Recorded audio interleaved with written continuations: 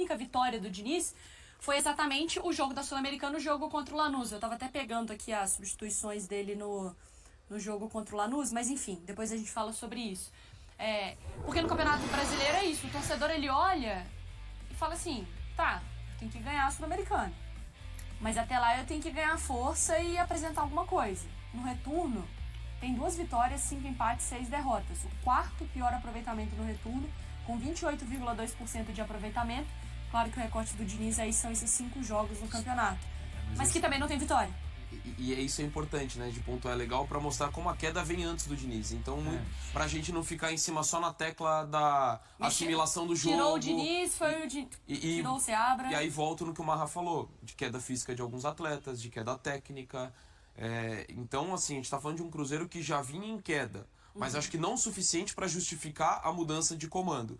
E aí você tem a dificuldade da assimilação. E a gente falando do estilo do Diniz, de como trabalha, é muito curioso e muito contraditório agora o cenário, porque o Diniz é o cara que muitas vezes fala, às vezes a gente fala do futebol, da busca pelo título, e ele trata isso muito como consequência. Muito mais o conceito dele, das ideias de serem colocadas em prática, e o título vai ser uma consequência. Mas a realidade agora é que, mais do que qualquer coisa, o Cruzeiro precisa ganhar um jogo até o fim do ano. Então, não tô falando que o Diniz tem que se render a isso, a render esse discurso, mas ele mas ele sabe, é o futebol brasileiro assim. Então ele tá num contexto que é exatamente o oposto daquilo que ele busca e que eu acho que é uma forma muito legal. Não é o resultado, né? Sempre é o processo, e dessa vez ele precisa de um resultado. E é um só. E a vibração dele logo após assim, o encerramento do jogo contra o Lanús, isso é muito claro, assim, é claro que ele tem ideais, é claro que ele tem um método, tudo, mas ele é competitivo e sabe o que representa aquilo, né? E ele conhece a história do Cruzeiro. Então, eu acho que em algum momento agora é que não dá para confiar só nisso. Porque o Cruzeiro se o Cruzeiro subir 1, 2 posições, fatalmente ele vai para a Libertadores pelo Campeonato Brasileiro, por causa das outras vagas. Só que, assim, precisa arrancar. Então, às vezes, mesmo essa preciso desse resultado, preciso do resultado. Depois a gente conversa. Conversa quando der tempo para treinar. Ô Rafa, ontem o Pedrinho, né, o Pedro Lourenço, que é o dono da SAF do Cruzeiro, ele estava presente também, né? É um torcedor do Cruzeiro. E ele fala sobre a necessidade de contratar atacante, de encontrar alguém que faça gol. O quanto também, quando o copo voa no Fernando Diniz, que obviamente isso é lamentável, o quanto que a cobrança, que eu quero dizer, a insatisfação, também tem que ser direcionada ou avaliada ou questionada em cima do Pedrinho, em cima do Alexandre Matos. Eu acho que em cima dos dois, em relação ao desempenho da equipe este ano, não. Isso tem muita coisa relacionada ao que foi a herança do modelo do Ronaldo, né? Mas, assim, o que o Pedrinho demonstra ser, pelo menos nesses poucos meses em que ele responde pela SAF do Cruzeiro, é um cara mais afeito a esse discurso populesco, né? É curioso quando o cara que tem a responsabilidade por contratar diz que precisa contratar. Olha, eu tenho que fazer quase que uma confissão, né? Vamos ver se entre a teoria e a prática, a janela que ele fez agora no meio do ano foi boa. Eu acho que ninguém discordou disso. Quando o Cruzeiro anunciou a chegada de jogadores como o Matheus Henrique, o Wallace e tantos outros, acho que foram 9 contratações, se eu não estou equivocado, 9 ou 10. Todo mundo disse que o Cruzeiro fez uma grande janela de meio de ano, mas não deu liga, por N razões. Inclusive a troca do comando técnico. Para ano que vem, ele dizer para o torcedor que vai contratar, que vai investir mais, que vai buscar alguém que faça gol, é interessante. Mas ao mesmo tempo, parece um recado direcionado a quem está jogando no ataque, né? Um recado ao Caio Jorge, um recado ao Verón, um recado ao Lautaro, um recado a quem está lá e não está conseguindo fazer o Cruzeiro ter essa eficiência ofensiva que o seu dono tanto pede. Quando o momento não é bom, é claudicante, é oscilante, tudo que é declaração quase sempre respinga muito mais para fora do que para dentro. Tem um impacto muito mais negativo do que positivo. E a Copa Sul-Americana é a Champions League do Cruzeiro. Precisa ganhar essa competição. 3 anos seguidos na Série B, voltou à primeira divisão, foi vendido o futebol, mudou de dono. É um clube tradicionalíssimo, vitorioso, acostumado a ganhar competições e assim, tentar dissociar essa célula que é a Copa Sul-Americana do restante é fundamental para o Cruzeiro terminar bem a temporada. Eu acho que quando a diretoria faz uma mudança, que ela sabia onde ela estava mexendo. Na estrutura, nos relacionamentos, do jeito que foi, o áudio, enfim, O futebol ele tem muito mais coisa, até que a gente sabe, né? Às vezes a gente sabe de coisa, a gente também fica observando, mas o futebol lá dentro é um universo que existe dentro. Então, assim, o Alexandre Matos, o Pedrinho, quando eles fazem um movimento que é tão significativo no Cruzeiro, a gente também espera, Marra, que eles tenham essa mesma segurança na hora de dar o respaldo pro Fernando Diniz. Se eles mexem numa estrutura que também o protejam, seja um escudo ali pro treinador nesse sentido. Se você fez a mudança, você acredita nela, aguenta, né? Aguenta. É, né? Porque, não, você imagina passar por uma outra mudança? Eu não imagino passar por uma outra mudança. Tem que dar o respaldo, tem que entender, tem que segurar a bronca. Agora, também é preciso dizer, já estava sendo apresentada uma queda. Tanto que o Seabra caiu. Caiu numa sequência. Lembra do primeiro turno? Lembra quando o Cruzeiro era o time que ganhava todas em casa? Depois teve, ainda no primeiro turno, ainda não, no segundo turno, a derrota para Fortaleza, que foi no Espírito Santo, o empate com o Atlético, né? E aí depois a derrota para São Paulo, que aí já foi no Morumbi, no Mineirão mesmo. Aí a história começa a mudar completamente. Porque você perdeu um jogo ou outro fora de casa, gente, o Campeonato Brasileiro, todo mundo está cansado de saber que isso vai acontecer. Agora, o Cruzeiro se agarrava e confiava muito no fator casa. E essas coisas, eu acho que aí faltou uma compreensão. Porque acabou acelerando um processo de fritura do Seabra. E a fase decisiva de Sula também, né? Sim. Precisamos de um cara para ser campeão, precisamos... E empatando jogos em casa de Sula, que você pensa assim, aquele mesmo contra o... Uau! É que teve um joguinho que foi ruim demais. Que estava 3-1, e aí Expulsão, tomou uma loucura, 3-3, né? assim, você pensa, como tomou 2 gols assim tão rapidamente? Mas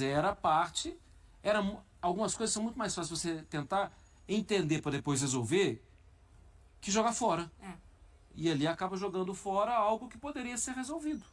A gente tem mais uma tela, Dom, que eu quero jogar pra você também, que é exatamente sobre o ataque do Cruzeiro, se é um problema. O Matheus Pereira é o artilheiro do Cruzeiro da temporada, e a gente vê o Dineno, que mais fica lesionado, coitado. Mas aparece na segunda colocação. Caio Jorge, Veron, William, aí o Arthur Gomes que saiu da equipe. Alguns torcedores falam muito sobre a saída dele também. É o tipo de cara que não poderia abrir mão.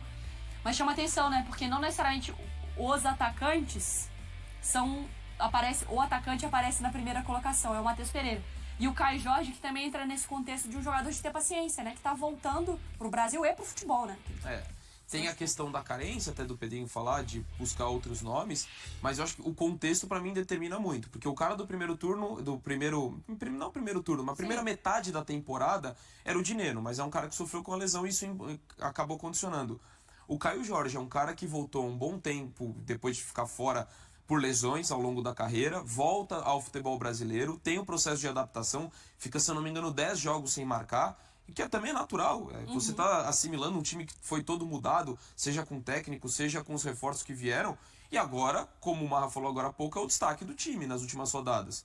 Fundamental. Na classificação na Sul-Americana, marcando nos 2 jogos, vive um bom momento, mas ele teve esse período de adaptação. No primeiro turno, você não teve o Dineno por conta de lesão. Matheus Pereira, às vezes, até jogando mais avançado. Então, acho que todo esse cenário influenciou para esses números, assim, de não ter um cara, talvez, se destacando tanto em gols na temporada do Cruzeiro. E o 3-3 foi contra o Alianza. Não contra... Boa, Marra. Não, pra mim isso já era ano passado. Tanta coisa que a gente já viveu nessa temporada, lembrando... Eu já me permito ter lapsos de memória. Eu já não sei, eu falei, teve uma época aí que aconteceu esse jogo.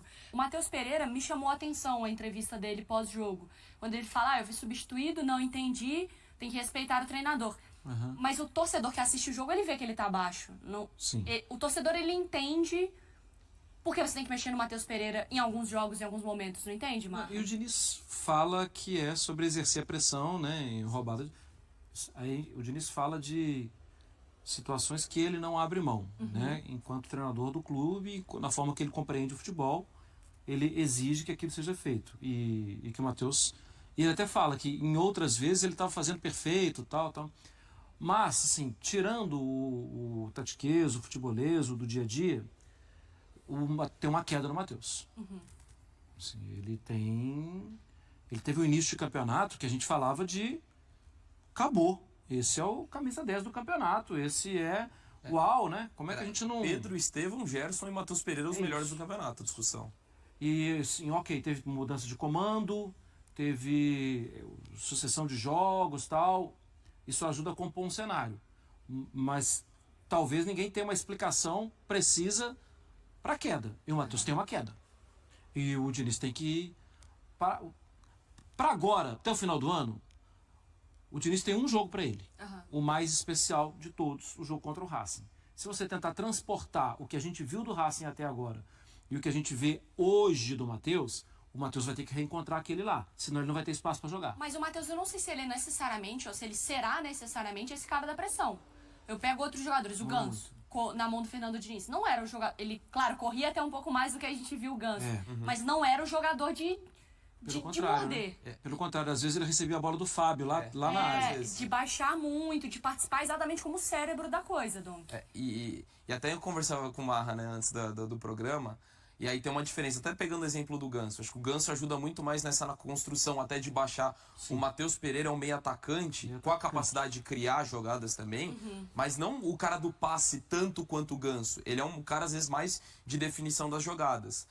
Então, assim, dentro que o Diniz falou, da explicação, eu entendo. Eu acho que ele tem um bom argumento para justificar a saída do Matheus Pereira, mas eu, pessoalmente, não tiraria, pensando que ainda é um time buscando uma cara. A gente, por exemplo, no grande jogo e na única vitória contra o Lanús, era um Cruzeiro que teve muita dificuldade no primeiro tempo, depois faz o gol, a coisa flui. Então, assim, é um time ainda que não está com a identidade clara, o que é completamente natural pelo tempo de trabalho do Diniz, ainda mais numa reta final de temporada.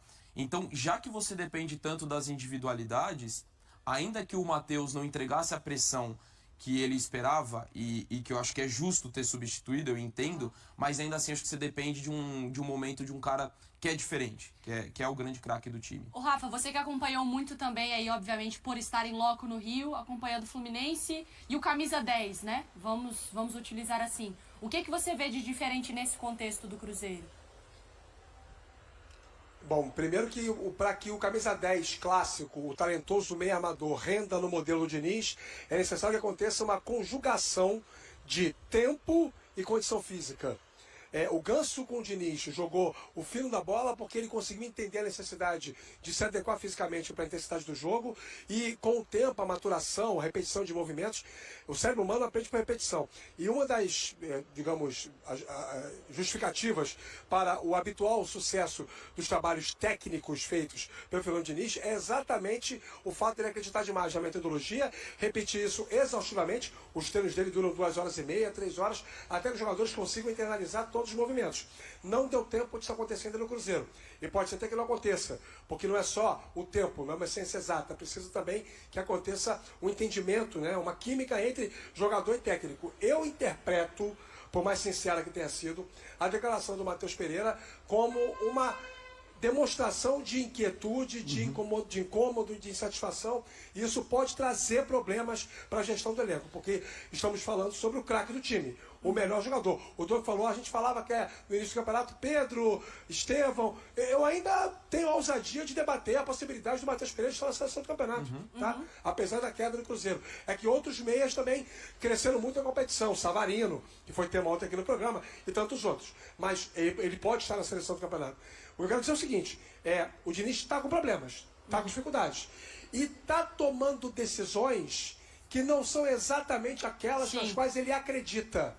Isso já aconteceu quando ele dirigiu o Vasco, por exemplo. Ele colocar o time no meio campo com o Wallace, com o Romero, muita gente de uma primeira linha e pouca gente com aptidão a ocupar o terço final. Isso me parece uma certa insegurança. Ele não tem ainda nos jogadores todo o entendimento da metodologia. E por isso está tentando segurar mais, fortalecer. Por enquanto, está dando errado.